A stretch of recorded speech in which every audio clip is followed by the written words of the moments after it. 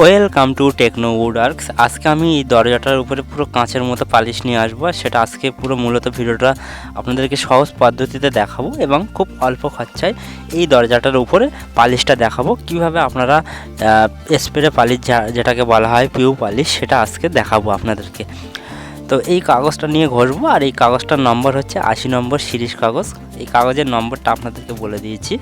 তো আপনারা চাইলে 80 থেকে 100 নম্বর সিরিজ কাগজ দিয়ে ঘষতে পারেন। তো প্রথমে আমি ঘষা শুরু করে দিয়েছি। তো আপনারা আমি যে পালিশটা আজকে করব, পুরো লাস্ট পর্যন্ত ভিডিওটা দেখতে হবে। যে পালিশটা করব আপনারা যে কোনো কাঠের উপরে সেই পালিশটা করতে পারেন, যে কোনো ফার্নিচারের উপরে। তো পালিশটা এত সুন্দর পালিশ, পুরো কাঁচের মতো গ্লেজটা আসবে। পুরো লাস্ট পর্যন্ত ভিডিওটা দেখতে হবে। ভিডিওটা বড় করেছি যেহেতু আপনাদেরকে পার্ট টু পার্ট বোঝানোর জন্য অনেকটা বড় করেছি। তাহলে লাস্ট পর্যন্ত দেখুন, তাহলে কিন্তু বুঝতে পারবে। আর একটা দরজায় আপনাদের কত টাকা খরচা হবে পালিশ করতে, সেটাও আপনাদেরকে বলে দেবো। তো এইভাবে সুন্দর করে আমি ফার্স্ট ঘষে নেবো। আপনারা যে কোনো কাঠের ওপরে ফার্স্টে ঘষতে হবে। ঘষার ওপরে ডিপেন্ড, ঘষাটা খুব সুন্দর করে ঘষতে হবে, না ঘষলে কিন্তু পালিশটা খুব ভালো আসে না। তো প্রথমে মূলত আমি সুন্দর করে দরজাটার উপরে ঘষবো। আর এই কাগজের নম্বরটা বলে দিয়েছি, 80 বা 100 নম্বর নেবেন। তারপরে কিন্তু এর উপরে সিলার অ্যাপ্লাই করব। আপনারা যারা ন্যাশনাল পালিশ করেন ডাইরেক্টলি সিলার অ্যাপ্লাই করতে হবে। তো এইভাবে সুন্দর করে এই যে ঘষে ঘষে প্রথমে ঘষা কাজটা খুব কষ্টের, আর এই ঘষাটা খুব সুন্দর করে আমরা করি। আর আপনাদের জন্য ভিডিওগুলো আমি নিয়ে আসি দেখানোর জন্য। অনেকেই হয়তো এরকম পালিশ করতে পারেন, তো আপনারা যারা পালিশ এরকম পারেন না তাদের জন্য ভিডিওটা সুবিধা হবে। তো মূলত আমার পুরো ঘষা হয়ে গেছে। দেখুন পুরো এতটা চেপে চেপে ঘষতে হবে, প্রথম পুরো ধুলো উঠে যাবে কাঠের ওপরে। দেখুন পুরো ধুলো উঠে গেছে। এবার আমি ভালোভাবে এই কাঠটাকে ঝেড়ে নেবো একটা কাপড় দিয়ে। ঝাড়ার পরে এর ওপরে ফার্স্ট কোট সিলার অ্যাপ্লাই করব। আপনারা চাইলে দ্বিতীয় কোট অ্যাপ্লাই করতে পারেন, কিন্তু আমি প্রসেসটা দেখাবো কিভাবে অ্যাপ্লাই করতে হবে। আর সিলারটা মিক্স করব, আর সব কিছু বলে দেবো, কিন্তু ভিডিওটা দেখুন। আমি পার্ট টু পার্ট অবশ্যই সব কিছু বলবো। তো চলো ফার্স্ট কোট যে সিলারটা অ্যাপ্লাই করবেন সেটা কিভাবে মিক্স করতে হয় দেখায়। তো এটা হচ্ছে সেন্ডিং সিলার, এনসি সেন্ডিং সিলার। এটার কোম্পানির নাম আছে এশিয়ান পেইন্ট কোম্পানি। সিলারটা পুরো সাদা থাকবে। আর এই সিলারটার পরিমাণটা ফার্স্ট কোট যতটা একটা দরজায় প্রয়োজন হয় আপনারা নেবেন, কিন্তু একটা দরজায় কিন্তু 1 লিটার পুরোটা লেগে যাবে। একটা দরজায় 1 লিটার সিলার লাগবে। আর সঙ্গে দিতে হবে থিনার।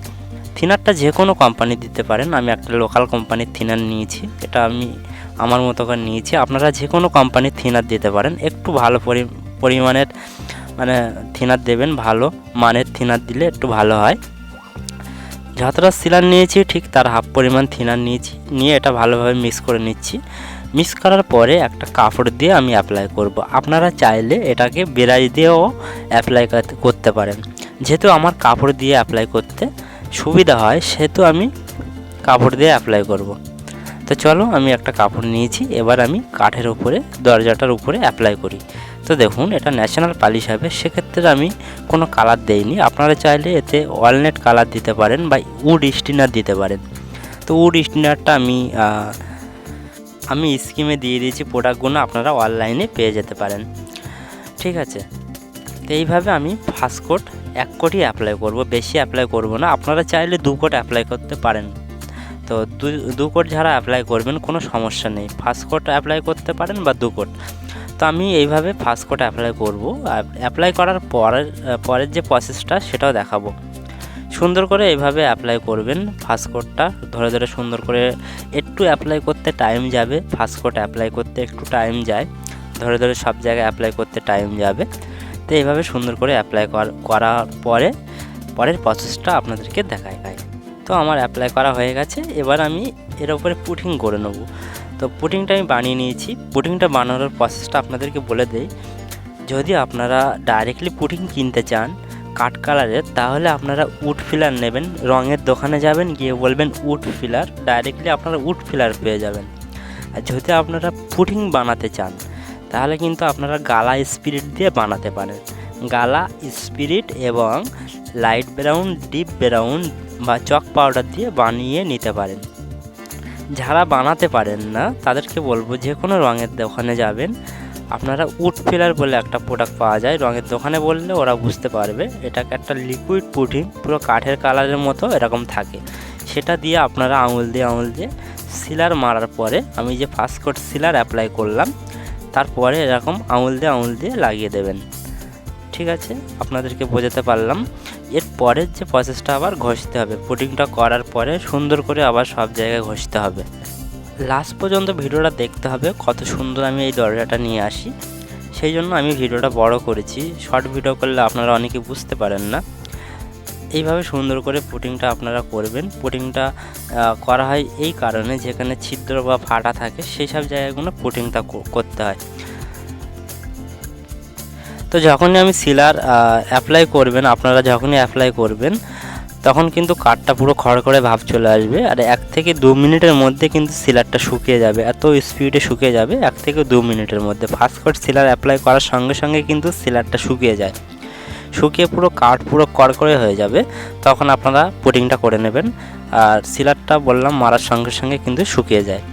এবারে আমি পুটিং তো করা হয়ে গেছে, এবারে ঘষে নেবো। আমি 150 নম্বর কাগজ নিয়েছি, তো আপনারা চাইলে 150 নম্বর কাগজ নিতে পারেন বা 120 নম্বর কাগজ নিতে পারেন। এটাকে বলা হয় ওয়াটারপ্রুফ কাগজ। আর এই ওয়াটারপ্রুফ কাগজ দিয়ে আমি ঘষা শুরু করে দিয়েছি। আর দেখুন ঘষার সঙ্গে সঙ্গে কাঠটা কতটা শাইনিং চলে আসছে, দেখুন পুরো একটা স্মুথ ভাব চলে আসবে। যখনই ঘষবেন তখন দেখবেন পুরো স্মুথ ভাব থাকবে। আর এই ঘষাটা সব জায়গায় ঘষতে হবে, প্রত্যেকটা জায়গায় সুন্দর করে পুটিং মুটিং সব জায়গায় সুন্দর করে ঘষে তারপরে প্লেন করতে হবে। তারপর একটা কাপড় দিয়ে ঝেড়ে নেবেন, ঝেড়ে পুরো সুন্দর করে পুটিংগুলো ঘষবেন। যেখানে ফাটা থাকবে সেখানে পুটিং থেকে যাবে, আর এমনি আদার্স পুটিংগুলো উঠে যাবে। যেখানে ছিদ্র থাকবে সেই সব ছিদ্রগুলো পুটিং থাকবে। ঘষার পরে সেই সব পুটিংগুলো থাকে, কোনো অসুবিধা নয়। তারপরে আপনারা এর ওপরে সিলার অ্যাপ্লাই করে দেবে। তো সুন্দর করে ঘষতে হবে। ঘষার পরে এবারে আপনারা 3 থেকে 4 কোট সিলার অ্যাপ্লাই করবেন। সিলারের যে ভাঁজ যেভাবে আমি মিক্স করাটা দেখালাম ওইভাবেই কিন্তু সিলারটা আপনারা মিক্স করবেন। মিক্স করার পরে আপনারা 4 থেকে 5 কোট এইভাবে সুন্দর করে এর ঘষার পরে আপনারা অ্যাপ্লাই করবেন। তো যাই হোক, এইভাবে সুন্দর করে ঘষার পরে আমি সিলার অ্যাপ্লাই করব। তো সিলার অ্যাপ্লাই করা অলরেডি শুরু হয়ে গেছে। আর সেম প্রসেসের আপনাদেরকে বললাম, সেম প্রসেস সিলারটা মিক্স করে আবার এইভাবে সুন্দর করে ধরে সব জায়গায় অ্যাপ্লাই করতে হবে। আর ভিডিওটা কোথা থেকে দেখছেন অবশ্যই বলবেন, আর আমার চ্যানেলটা অবশ্যই সাবস্ক্রাইব করে রাখুন এরকম ভিডিও পেতে। হয়তো অনেকেই এরকম কাজ জানেন, তাদের ক্ষেত্রে হয়তো ভিডিওটা সুবিধের হয় না। যারা অনেকেই কাজ জানেন না তাদের ক্ষেত্রে আমি ভিডিওটা বানাই, অনেক কষ্ট করে ভিডিওটা বানানো হয় শুধু আপনাদেরকে দেখানোর জন্য যে এইভাবে পালিশ করি আমি। তা আপনারা হয়তো আমার থেকে অনেক ভালো পালিশ করতে পারেন, তো তাদেরকে বলবো, তাদের হয়তো ভিডিওটা সহজ হচ্ছে, কিন্তু যারা পালিশ অনেকটা কাঁচা আছে তাদের ক্ষেত্রে ভালো হবে। তো যাই হোক, এইভাবে আমি এখন ধরে 4 থেকে 5 কোট একেবারে সিলারটা অ্যাপ্লাই করব। তো সিলারটা অ্যাপ্লাই করবেন 1 থেকে 2 কোট, তার মধ্যে আপনারা একটু রঙটা ম্যাচিং করে নেবেন, তাহলে ভালো হয়। তো রং ম্যাচিং কিভাবে করবেন, রং ম্যাচিংটা আপনারা করতে হলে আপনারা কি করবেন, রং ম্যাচিং করতে হলে গালার সঙ্গে স্পিড আছে, গালা স্পিড দিয়ে রং ম্যাচিং করতে পারেন, সিলার দিয়ে রং ম্যাচিংও করতে পারেন। তো আপনাদেরকে বলবো গালা স্পিড দিয়ে রং ম্যাচিং করুন। যেখানে যেখানে সাদা আছে সেই সব জায়গাগুলো গালার স্পিড দিয়ে রং ম্যাচিং করুন। তো আমি গালায় স্পিড দিয়ে রং ম্যাচিং করি, আপনারা চাইলে সিলার দিয়েও রং ম্যাচিং করতে পারেন। তো আমি গালায় স্পিড দিয়ে এই যে এখন ম্যাচিংটা করব। তো এটা আছে ডিপ ব্রাউন লাইট ব্রাউন দিয়ে দিলাম গালার সঙ্গে। আর গালাটা কি অবশ্যই যদি না জানেন আমার ভিডিও ডিসক্রিপশনে লিঙ্ক দিয়ে দেবো, দেখে নিতে পারেন। এইভাবে সুন্দর করে আমি এখন রংটা ম্যাচিং করব। রং ম্যাচিং করে আপনারা 2-1 কোট সিলার অ্যাপ্লাই করে দিতে পারেন। 2-1 কোট সিলার অ্যাপ্লাই করার পরে আপনারা ডাইরেক্টলি এর ওপরে যে মেন কাজটা হবে সেটা হচ্ছে পিউ স্প্রে করা, আর তখনই কিন্তু গ্লেজ আসবে। যখনই সিলার অ্যাপ্লাই করবেন আপনাদের কিন্তু ভালো লাগবে না, পুরো ম্যাট কালার টাইপের থাকবে।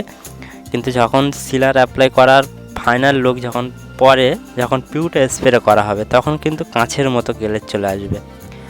অনেকেই গালা দিয়ে পালিশ করেন, তো গালা দিয়ে একদম পালিশ করবেন না, খরচা অনেক এবং ভালো হয় না। সিলার দিয়ে পালিশ করলেন টেকসই অনেক এবং ভালো হয়। অনেকেই হয়তো ভয় করে যে টেকসই হয় না, কিন্তু যে রঙগুলো ইউজ করছি, যদি আপনারা ইন্ডিয়ান বাসিন্দা হন, যাদের ইন্ডিয়ায় বাড়ি তারা জানেন এশিয়ান পেইন্ট কোম্পানি খুব ভালো কোম্পানি। তো এই কোম্পানিগুলো পুরো ব্র্যান্ডেড কোম্পানি, আপনারা অবশ্যই জানেন ব্র্যান্ডেড কোম্পানি দিয়ে আমি কাজ করছি। যারা ইন্ডিয়ায় থাকেন আর যারা বাংলাদেশে থাকেন আমি জানি না, যেহেতু আমার বাড়ি ইন্ডিয়ায়, সেক্ষেত্রে বাংলাদেশে যারা এরকম কাজ করতে চান তারা যে কোনো কোম্পানির সিলার নিন, সিলার নিয়ে এরকম পার্ট টু পার্ট কাজ করুন, দেখবেন অনেক সুন্দর হবে এবং ভালো হবে। তো এইভাবে সিলার মারার পরে চলো দেখায় আপনাদেরকে। এরপর আমি একটু কানা দিয়ে কালার করে নিয়েছি, রঙটা ম্যাচিং করে 2 কোট আমি আবার সিলার অ্যাপ্লাই করলাম। করার পরে আমি কানা দিয়ে আবার একটু কালার করে নিচ্ছি যাতে দেখতে একটু ভালো লাগে। তা আপনারা চাইলে এই কালারটা নাও করতে পারেন, এটাকে বলা হয় ওয়ালনাট কালার। আর এই কালারটা ফার্নিচারের ওপরে অনেকটাই আমাদের ইন্ডিয়ার দিকে এটা খুব চলে, যেহেতু এখন বাংলাদেশে চলে কি বলতে পারবো না। এই কালারটা কানা দিয়ে আমি এখন অ্যাপ্লাই করব। এরপরের যে মেন প্রসেসটা সেটা আপনাদেরকে দেখতে হবে, আর এই যে মেন প্রসেসটা সেটা কিভাবে করব সব কিছু দেখাবো। ভিডিওটা আজকে অনেক বড় হয়ে যাচ্ছে, আপনাদের হয়তো ধৈর্যের বাঁধ হারিয়ে যাচ্ছে, কিন্তু যতটা পাচ্ছি আপনাদেরকে দেখানোর চেষ্টা করছি কিভাবে রং ম্যাচিং করতে হয়, কিভাবে এই কালারগুলো করি আমি। সেক্ষেত্রে ভিডিওগুলো অনেকটা বড় হয়ে যায়। তো এই কালারটা আমি স্প্রে গান দিয়ে করি। আর অনেকেই কমেন্ট করছেন স্প্রে গান ছাড়া পালিশ। হ্যাঁ, স্প্রে গান ছাড়া পালিশ হবে, কিন্তু কাঁচের মতো যে পালিশটা স্প্রে গান ছাড়া হবে না। এবারে যে মেন প্রসেস, আমি দরজাটাকে শুবিয়ে নিয়েছি আর হালকা হালকা করে ঘষে নেব, না যেন একদম ধুলো থাকে। খুব সুন্দরভাবে সূক্ষ্মভাবে কাজটা করতে হবে। মেশিনে কাজ করা খুব সূক্ষ্মভাবে করতে হয়, খুব ধৈর্য এই কাজটা করা। তো দেখুন আমি হালকা হালকা করে ঘষে নেবো যাতে দানা দানা ভাবটা না থাকে, পুরো যেন প্লেন ভাব থাকে। সেক্ষেত্রে একদম হালকা হালকা করে ঘষে নিচ্ছি। যে কোনো একটা কাগজ নেবেন, নিয়ে ঘষে নেবেন। তো হালকা হালকা করে ঘষার পরে চলো এবারে যেটা আমি মেন গ্লাসটা কী করে নিয়ে আসি। এবার যে গ্লাসটা নিয়ে আসবো আমি কিন্তু এই দুটো জিনিস দিয়ে, এটাকে বলা হয় স্যানলাক্স কোম্পানির পিউ। আপনারা যে কোনো কোম্পানির পিউ নিতে পারেন। এটার দাম ফেলা আছে 781 টাকা। এটার দাম 781, কিন্তু এটা পড়বে হচ্ছে আমাদের দাম মাত্র 500 টাকার মধ্যে এটা পেয়ে যায়। তা আপনারা চাইলে এটা কলকাতা বড় বাজার মার্কেটে পেয়ে যাবেন। তো এটাকে মিক্স করি কিভাবে, সেই মিক্স করার পদ্ধতি দেখায়। এটা থিনার আছে এশিয়ান পেইন্ট কোম্পানির। আপনারা চাইলে যে কোনো কোম্পানির নিতে পারেন থিনার, কিন্তু থিনারের যে মানটা একটু ভালো মানের থিনার নেবেন। তো পিউটা দেখুন, পিউটা পুরো সাদা প্লাস্টিক টাইপের, আর এই পিউটা খুব ভালো পিউ। আপনারা যে কোনো পিউ নিতে পারেন। তো আমি কখন কোন পিউটা ইউজ করি ঠিক নেই, এই পিউটা খুব ভালো, আপনারা নিতে পারেন। এটা হচ্ছে স্যানলাক্স কোম্পানির, আর এই পিউটার দাম পড়বে মাত্র 500 টাকা। আপনারা কলকাতা বড় বাজার মার্কেটে পেয়ে যাবেন। আর প্রথম যে সিলারটা অ্যাপ্লাই করলাম, সিলারটার দাম পড়বে 250 টাকা, আর থিনারটার দাম পড়বে 180 টাকা। টোটাল এই মালটা দিয়েই আমি পালিশ করব। ঠিক আছে, এখন আমি হার্ডনারটা মিক্স করছি। হার্ডনারটা সব দিয়ে দিয়েছি, আর সঙ্গে এখন দেবো থিনারের পরিমাণটা খুব অল্প পরিমাণে থিনার দিতে হবে। বেশি পরিমাণে থিনার দিলে অনেকেই কমেন্ট করছেন যে সাদা সাদা ভাব আসছে, যারা পিউ পালিশ করছেন। তো বেশি থিনার দিলে সাদা সাদা কিন্তু ভাব চলে আসবে। হালকা পরিমাণ থিনার দেবেন, দেখবেন গ্লাসটা খুব ভালো হবে এবং গ্লাসটা সেরকমই থাকবে। থিনারের পরিমাণটা বেশি দেবেন না, তাহলে কিন্তু গ্লাসটা কমে যাবে। তা যাই হোক, এইভাবে সুন্দর করে আপনারা মিক্স করবেন। মিক্স করার পরে আমি স্প্রে করব, আর স্প্রে করার পরে পিউটা সুন্দর করে এইভাবে আপনারা মিক্স করবেন, আর মিক্স করার পরে স্প্রে করতে হবে। তো চলো আমি স্প্রে করা মোটামুটি শুরু করে দিই, তারপরে লাস্ট পর্যন্ত আপনারা দেখুন।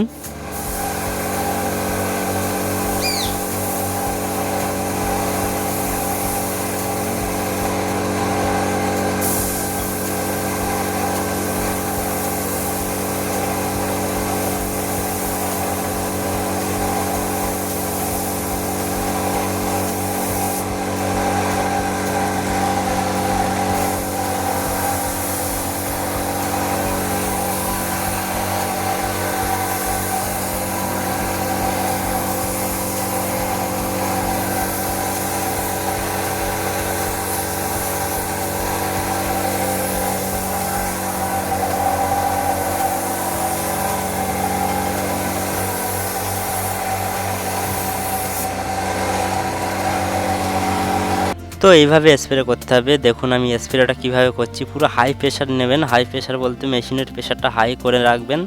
হাই করার পরে কিন্তু স্প্রেটা করবেন, তাহলে গ্লাসটা খুব সুন্দর হবে। আর লো প্রেশারে স্প্রে করলে কিন্তু দানা দানা ভাব চলে আসবে, সমস্যা হবে। সেক্ষেত্রে হাই প্রেশারে স্প্রে করতে হবে। আর এক সাইড দিয়ে স্প্রে করতে হবে, তাহলে পিওর ফিনিশিংটা আনতে পারবেন, না তো কিন্তু আনতে পারবেন না। এক সাইড দিয়ে বলতে যে কোনো এক সাইড দিয়ে স্প্রে করতে হবে। তো চলো এইভাবে স্প্রে করার পরে ফাইনাল লুকটা আপনাদেরকে দেখাই। দেখুন পুরো কাঁচের মতো গ্লেজ চলে এসছে। পুরো যখন সিলারটা অ্যাপ্লাই করলাম পুরো ম্যাট কালার, এখন দেখুন পুরো চকচকে পুরো আয়নার মতো ছবি দেখা যাবে, এতটাই গ্লেজ চলে এসছে। দেখুন দরজাটা কেমন লাগছে, আপনারা যখন প্রথম দেখেছিলেন কেমন লাগছিল। তো যখনই আপনারা সিলার অ্যাপ্লাই করবেন তখন কিন্তু টোটালি ম্যাট কালার থাকবে, যখন আপনারা পিউ স্প্রে করবেন এরকম কাঁচের মতো চলে আসবে। আর একটা দরজায় কিন্তু 1 লিটার পিউ লাগবে, 2 সাইড মারতে গেলে 1 লিটার পিউ লাগবে। আপনারা প্রথমে এক সাইড মারবেন, তারপরে এটা যখন শুকিয়ে যাবে, শুকাতে আপনাদের 2 থেকে 3 ঘন্টা সময় লাগবে। শুকিয়ে গেলে তারপরে পিছনটা আপনারা অ্যাপ্লাই করে দেবেন। তো পিছনটা আপনারা যেহেতু সামনের সাইডটা ভালো করবেন, পিছন সাইডটা দাঁড় করিয়ে আপনারা স্প্রে করে দেবেন। যেহেতু সামনের সাইডটা ভালো করতে হয় গ্লেজটা, পিছন সাইডটা আপনারা দাঁড় করিয়ে স্প্রে করতে পারেন। আর সামনের সাইডটা এরকম শুবিয়ে আপনারা স্প্রে করবেন, তাহলে কিন্তু ভালো হবে। তো ভিডিওটা দেখার জন্য থ্যাংক ইউ, আর চ্যানেলটা অবশ্যই সাবস্ক্রাইব করে রাখুন।